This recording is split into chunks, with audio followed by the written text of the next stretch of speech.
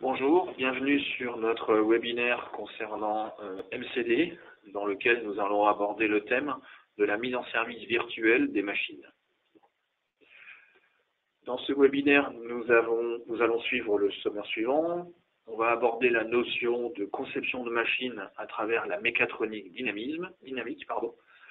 On va voir comment cette mécatronique peut être envoyée et ouverte vers l'automatisme. Et ensuite, je vous ferai un exemple de mise en service virtuelle d'une machine en démonstration live sur de logiciels.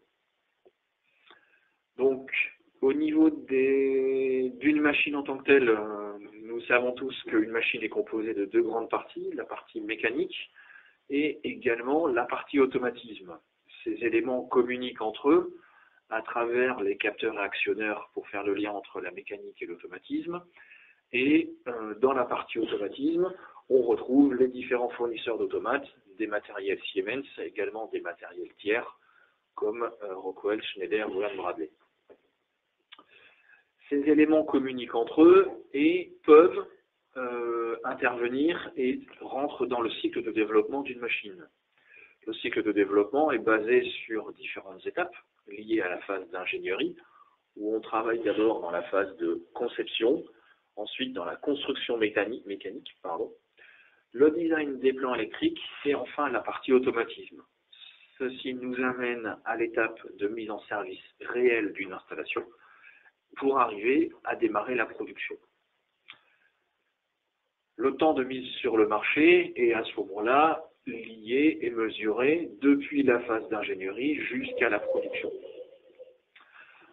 Dans le cycle de développement d'une machine, on peut apporter de l'optimisation et donc on peut, à travers la conception mécatronique d'une machine, traiter la construction mécanique, électrique et l'automatisation en parallèle. Cela amène de la communication entre les différentes instances et les différents ensembles. Ça permet aussi d'arriver à une phase de mise en service en deux phases, virtuelle d'une part, réelle d'autre part, l'une après l'autre, pour arriver en fait à la phase de production. Dans ces cas-là, le temps de mise sur le marché est plus court et ça représente un gain pour les constructeurs de machines et aussi pour les clients finaux, puisque une installation qui démarre plus vite, c'est une production qui démarre plus vite également. L'étape suivante, c'est de vous montrer comment est-ce qu'on peut aborder et faire cette réalisation. C'est tout l'intérêt de l'approche mécatronique qui a pour objet de numériser en fait le comportement physique de la machine et de numériser également la partie automatisme. On va du coup pouvoir valider les lois de commande, vérifier les risques de collision pour avancer sur la partie mécanique. On va pouvoir valider le programme automate et l'interface homme-machine en ce qui concerne du coup la partie automatisme. De manière complète, cela permet d'établir une énorme collaboration entre les bureaux d'études mécanique, automatisme et électrique chez le constructeur. Donc là, on touche aussi à l'humain qui reste, il faut le rappeler, un élément important dans la transformation digitale. La première étape, donc, c'est la dynamisation d'une CAO. Et ça se fait directement dans l'outil MCD, en l'occurrence, pour aborder les différents éléments.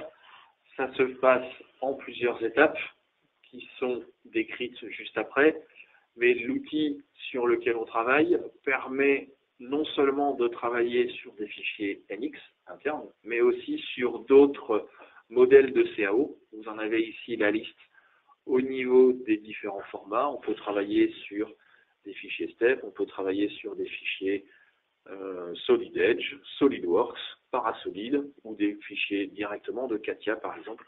Donc on est ouvert dans l'outil MCD aux différents standards de la CAO. Les étapes sont l'application de la gravité sur les corps qui vont être en mouvement. On va ensuite leur définir les degrés de liberté et des règles de contrôle. Donc pour un contrôle en vitesse, un contrôle en position, de différents éléments. Et on va aussi définir des capteurs qui vont être transformés en signaux transmis à l'automate. Donc, Côté automate, justement, on a deux moyens de communiquer vers le monde de l'automatisme. On a une communication qui se fait d'abord vers un automate réel, que vous pourrez positionner sur la table à côté de votre PC où il y a la CAO. Et dans ces cas-là, on s'appuie sur les standards de communication OPC, OPC-UA ou TCP, lorsque ces protocoles sont disponibles dans les automates.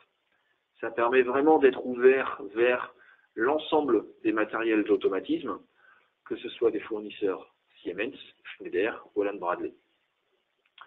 Dans le cas des matériels Siemens, on peut s'interfacer vers les différents automates de la gamme Simatic, Simotion ou Sinumérique.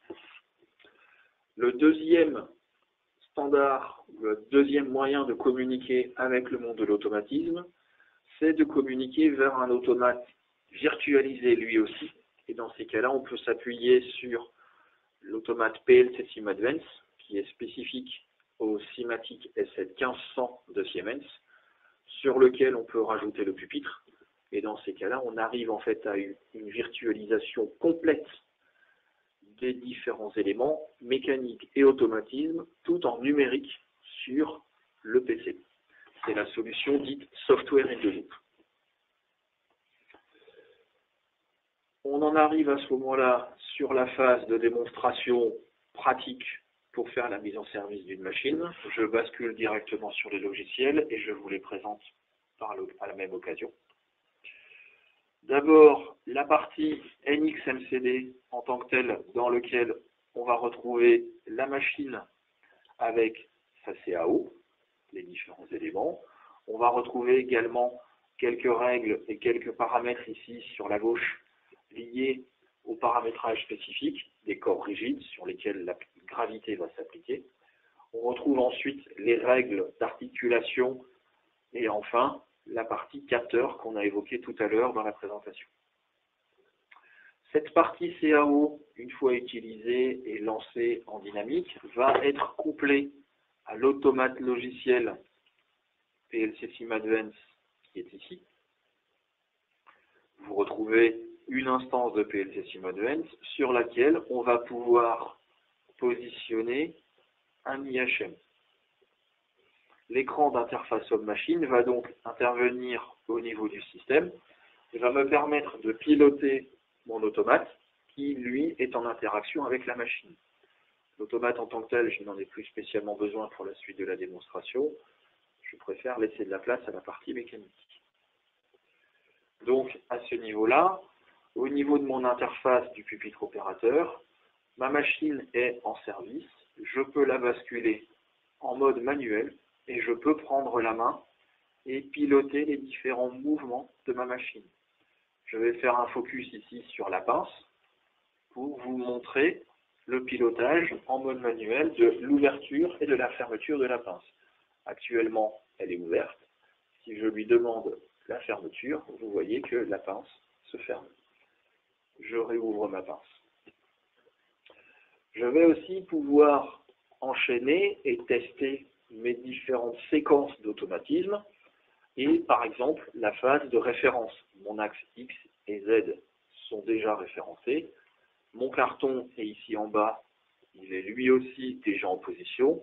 Il me reste à référencer mon carrousel dans lequel sont présentes mes bouteilles. C'est fait, voilà. Donc là j'ai un dialogue entre le pupitre et l'automate. Il n'y a pas d'incidence directe sur la mécanique. L'incidence va plutôt porter sur le fait que je peux changer de mode de marche. Et en changeant de mode de marche, je peux basculer en mode automatique. Et étant référencé, je peux initialiser mon installation. Et une fois qu'elle est initialisée, je peux démarrer un cycle de production. Donc là, j'ai mon remplissage du carton qui se fait par les différentes bouteilles. Et vous avez vu que la séquence, elle, s'est initialisée. Il doit manquer un petit paramètre.